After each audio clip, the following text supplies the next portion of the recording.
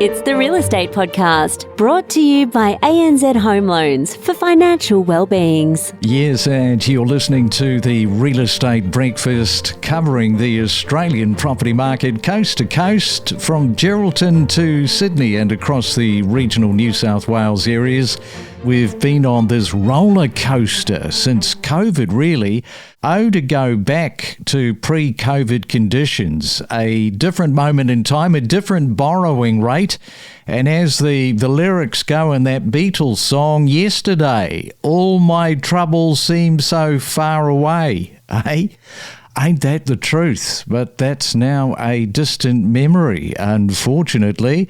It is a Thursday. It is May the 7th. See, back in the history books, on this day, 2000, Vladimir Putin officially becomes president of Russia. The carnage and the destruction caused by one man, it continues. Now it seems his inner circle want to assassinate him. Fun fact, in the early 2000s, waterfront properties in parts of the Gold Coast, you could purchase those for under $380,000. Were you one of those people who still holds that property today? Congratulations if you are. Let's take you to Perth right now, catch up with somebody we haven't spoken to in a while, and that is Matthew Hughes, the Managing Director of Capital Property Advisory. Matthew, welcome back to the Real Estate Breakfast. We need to ask you how the Perth property market is going, because it does remain one of Australia's top performing property markets, with annual growth still outperforming capital cities. Up and up, the national median house price now at $910,000. You're going pretty well. Good to be back with you, Craig. And yeah, the Perth market's still very robust. I think nationally there's been a little bit of steam come out of all markets, but Perth's pretty well protected given the structural undersupply issues that we have here. So it's still very competitive, but it is sort of morphing into a more of a two-speed market. You've still got the bottom end performing very well, the middle almost keeping track, and the upper end is still competitive, but not performing quite as good from a growth perspective.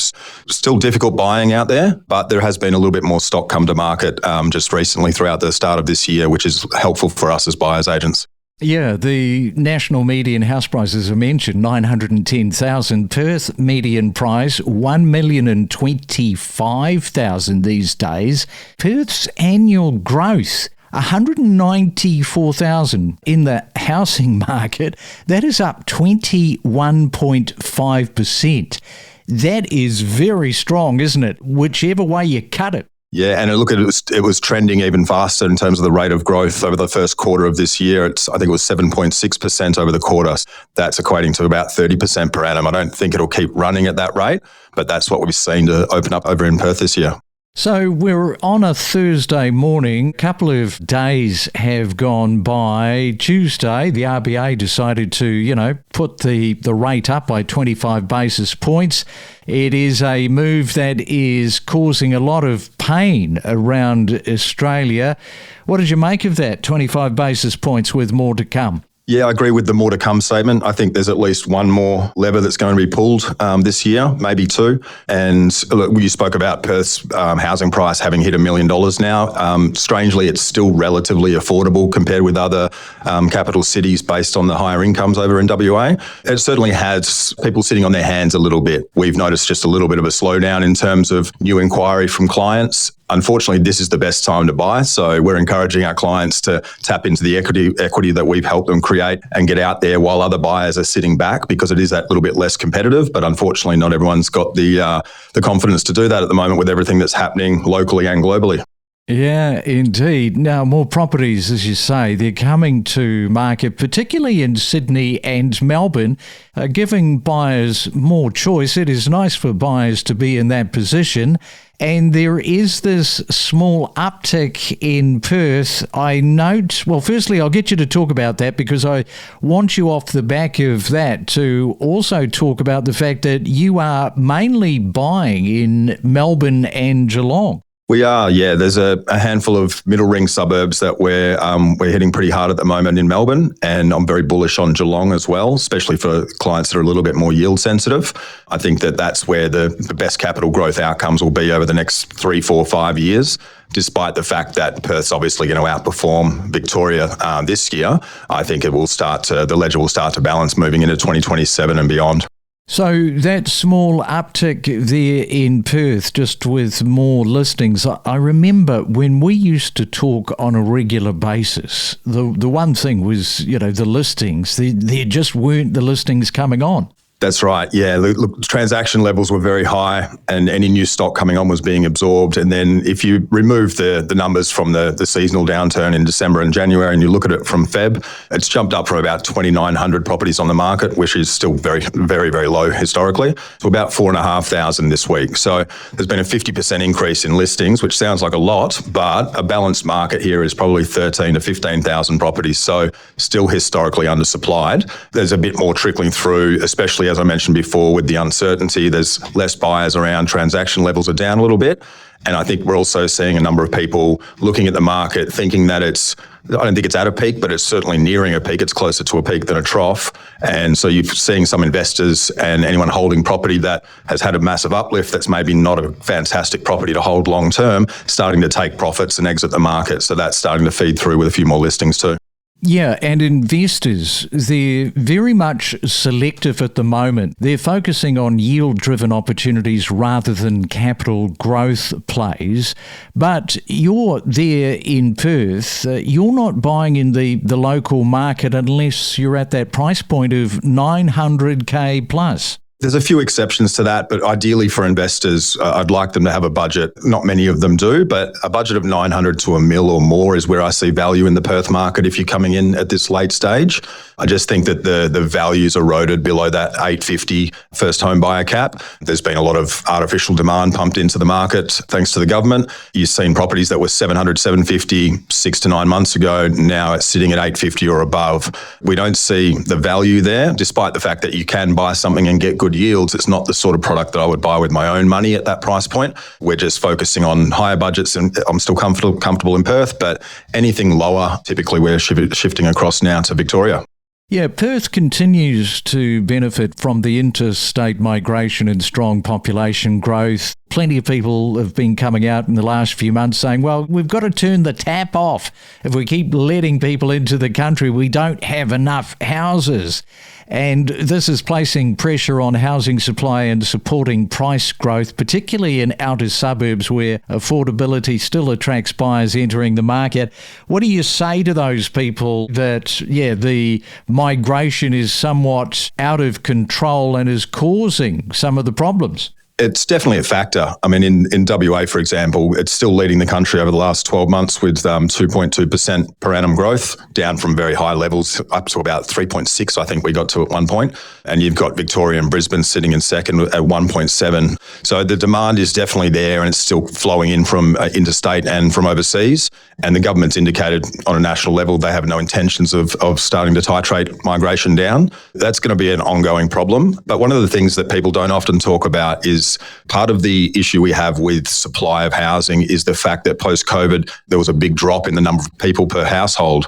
It was up in the high twos in terms of like 2.8, I think it was, at its peak of people per household. And now I think it is at its trough, it got to about 2.1, 2.2. That alone, if we got back to previous levels, would almost solve the housing crisis. And it has trended up a little bit recently, but not to the level where it's going to be super helpful for the macro problems that we're dealing with. We are talking to Matthew. He is in Perth this morning. When we come back, we'll take a look at the local rental market and what is happening on the construction side. We'll talk all about that after this. Decode the property market with insider knowledge and insights to better navigate your real estate journey. If you're a new listener, welcome. We talk to the most knowledgeable real estate experts across Australia from 6 a.m. Yeah, one of the key problems at the moment is, do you hold or do you sell at the moment? For many Australian mortgage holders, the decision to hold or sell is becoming not just difficult, but more complex. Rising interest rates are increasing repayment pressures, and probably with more to come, as we've discussed. Some people just don't have the decision to make. The market forces are pushing them to sell. And then you enter the renting trap, so it's not much better. Holding a property does require strong cash flow management and refinancing strategies. If you haven't had a look at that refinancing strategy for your property, take a look at it, because ultimately the decision comes down to personal financial resilience, employment stability, and long-term confidence in the property market's direction. It is a Real Estate Thursday. Matthew is here talking all about the Perth property market.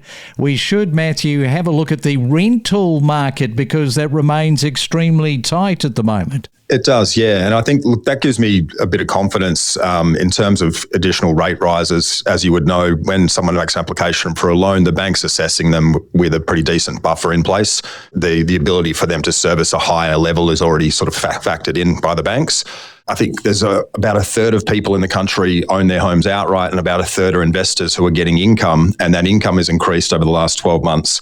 That's helping offset the additional costs of loans as well. So I don't expect any sort of broad issues with massive sort of off-selling by investors or owner-occupiers. It's certainly something that will impact part of the market and something that needs to be monitored.